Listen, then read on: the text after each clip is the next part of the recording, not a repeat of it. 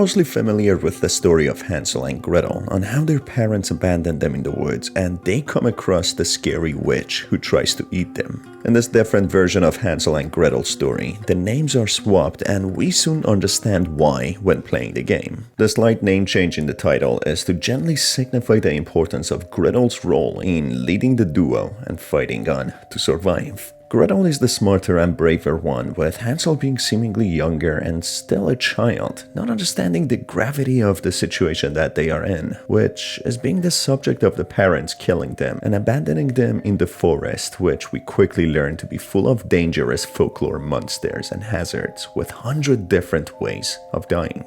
The story begins with the hard-working father arriving back home with a pile of cut firewood, with the wife standing outside expecting the husband, being in dismay and clearly unhappy. They live in a beat-down cabin in the middle of the forest, barely having food to feed on, often sleeping the nights with a hungry stomach. Right off the bat, she starts shouting at the husband, starting a discussion, banging the door shut, which awakens Gretel. Gretel, being curious to what is going on, quickly goes to the hole in the wall, peeking into the parents' room, eavesdropping on what is being discussed. The mother is furious, saying the entire family will surely die soon. She explains that they have little food and it is barely enough to feed two, let alone a family of 4 with kids. The husband is confused, not understanding what the wife is really intending to say. She goes on clarifying that she wants the kids gone. She wants them to be out of the house and thrown into the woods, so the little food that they have could be shared between her and the husband, so at least they might manage to survive. The husband is absolutely shocked hearing what she is saying, completely refusing to do such a thing, yet being too insecure to assert his opinion. The wife being adamant, the husband suggests that they should just simply leave them at the woods rather than throwing them there, which the wife in an angry manner refuses, saying that the children must die. She asserts her dominance over the husband, with him being left with no other choice. Gretel, being too smart and mature for her age, fully understands the conundrum that they are in. They are soon to be killed by their own parents, being understandably horrified and in disbelief. She looks up to the only friend and companion that she has, her brother, Hansel. She uses her slingshot to drop a fly in Hansel's mouth so that he can wake up. As he does, in a horrified and stressed manner, she tries to explain what the parents' plans are, trying to get the brother's feedback and help. But he is up in his own world, smiling wide and dismissing everything Gretel tells her. Gretel, seeing that she has no help,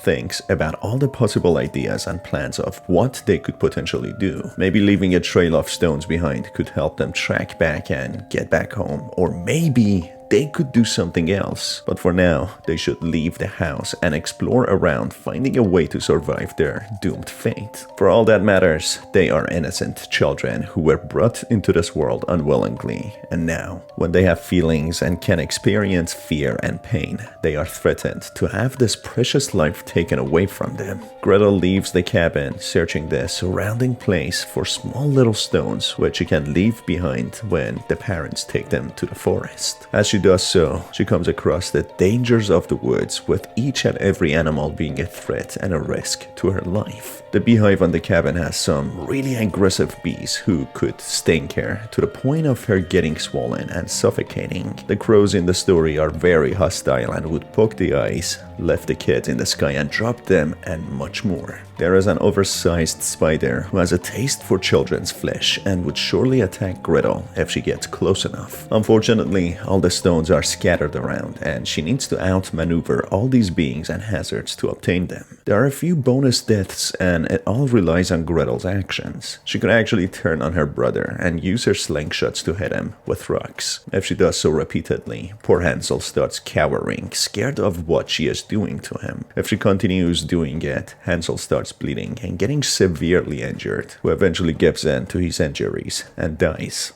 Gretel could also get too close to the fireplace and burn. It is very important for Gretel to rely on herself and find the little stones, as otherwise the mother would try to barge in and take them to the forest, when they wouldn't have any chance of getting back to the house, as they don't have a way to track it back. If she chooses to lock the door to their bedroom, the mother would become furious, using the wood axe and hacking at the door, when she eventually uses it against Gretel and kills her in a heartless and brutal manner.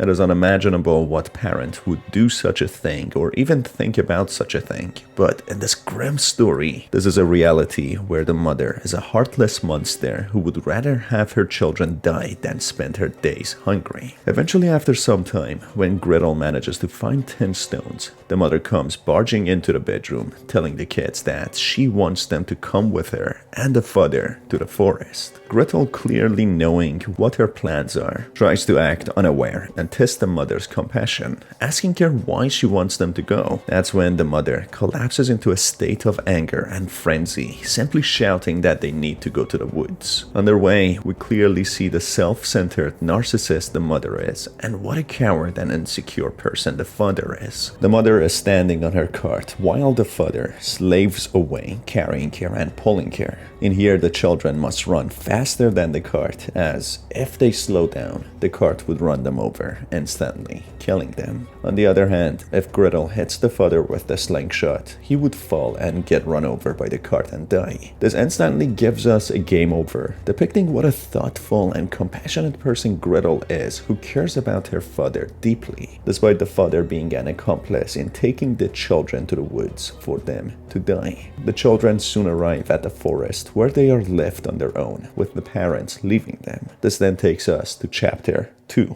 While sleeping, Gretel has a grim nightmare of her brother and father dying, while the mother is wielding an axe ready to strike at her. She wakes up having a plan to get back to the cabin so that they can rejoin with her father and live a happy life together without the mother. Gretel sees the mother, who happens to be actually their stepmother, as the evil culprit for all of this, splitting their family apart. She believes that she is the one who is conspiring against them and controlling the father. She is the one who doesn't want the kids and only wants to use the father. Gretel misses the old days of living with her father and Hansel, wanting to be living those days again. As she gets up, she takes Hansel with her, trying to trace back the stones, when all of a sudden one of the annoying crows takes the stones, making it difficult to track back the way. She tries to act quickly so that they don't lose all the stones when she drops in a trap, falling into an underground dwelling.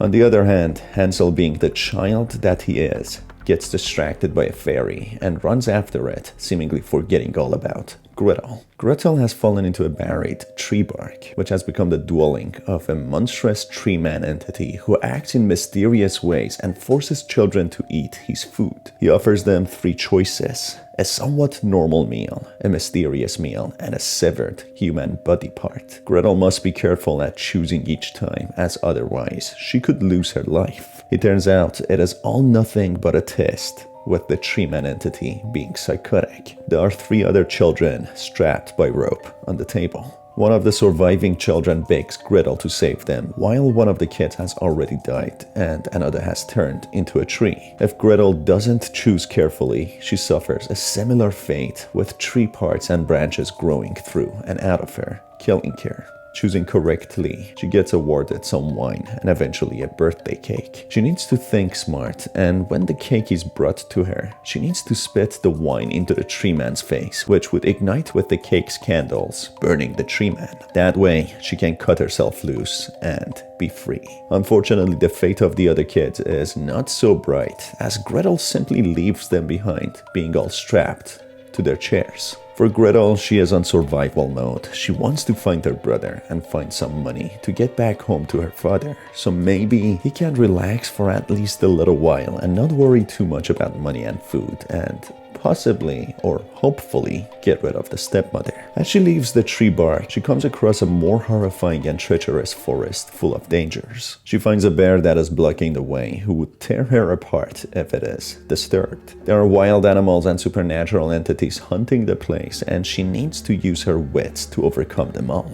There's a bear trap which she can use, but she needs to be careful handling it, otherwise it would take her life. Unfortunately, she needs to use an animal to trigger it and get a coin inside it. There's a lake filled with acid which would instantly kill Gretel if she swims in it, and a tree full of human skulls as if collecting the bones of each victim. Eventually, Gretel comes across a faceless spirit of a woman who is standing next to a cabin that has collapsed. Through using a pair of mystical glasses that Gretel obtained from a mysterious chest, she can see beyond the veil and the unseen mystic world. She sees the story of the house and the faceless woman standing next to it. She was happily married to a man who goes on hunting and leaving the woman on her own. After some time, returning back tired and exhausted, he finds out the house's door being locked. It's unclear why that is and why the wife locked the door, but it's possible that she was cheating or maybe he just was out of his mind. This infuriates the husband, who breaks down the door and uses an axe to kill the wife. At her last moment, being on the verge of dying, she crawls out, making a deal with an entity who steals her face. Ever since, this woman has lost her face, who seemingly made a deal with the entity standing next to the cabin without a purpose or without any hope.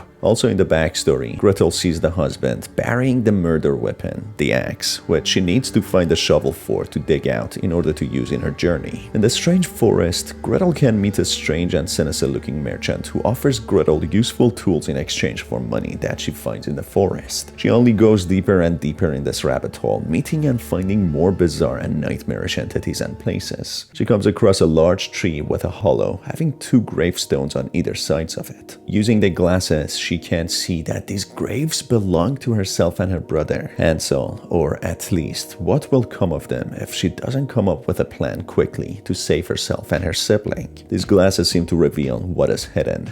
But the truth. Gretel uses the axe and cuts down the root of the tree, blocking the way, managing to open a path and go to Hansel. There she finds him being distracted by some fairies. Gretel herself can't help but get distracted by them, as they seem to be actually friendly. That's when all of a sudden she gets a glimpse of the entity that stole the face of the woman whose husband killed her. As she approaches this entity, who is casting a reflection on the nearby pond, he quickly emerges out of the water and steals the face of Gretel as well, which makes Gretel collapse, as if her soul has been completely taken. The fairies in distress, who seem to be good entities, guide a mindless Hansel to help his sister, as she has become trapped with this horrifying entity. With the help of the fairies, Hansel defeats this entity who steals faces by simply eating it like a string of noodle. It turns out that there are a lot more of these entities than just this one. Through this action, the Queen Fairy is freed, who takes back the soul of Gretel and gives it back to her, which makes her come back to life. All it took was just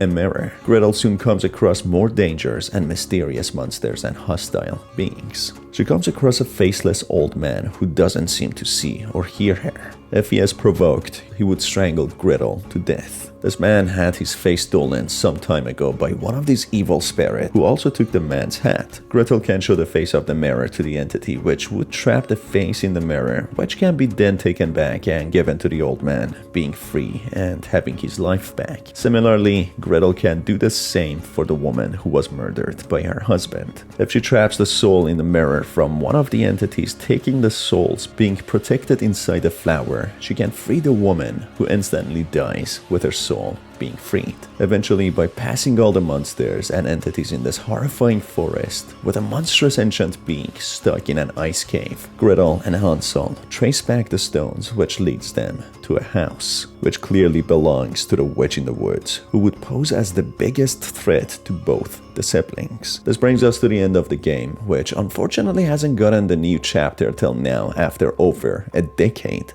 We can only hope Chapter 3 will come out one day, maybe before GTA 6, as I have been a fan of this game from the beginning. Either way, it's been your host Star, thanks for being here, and I will see you on the next one. Take care.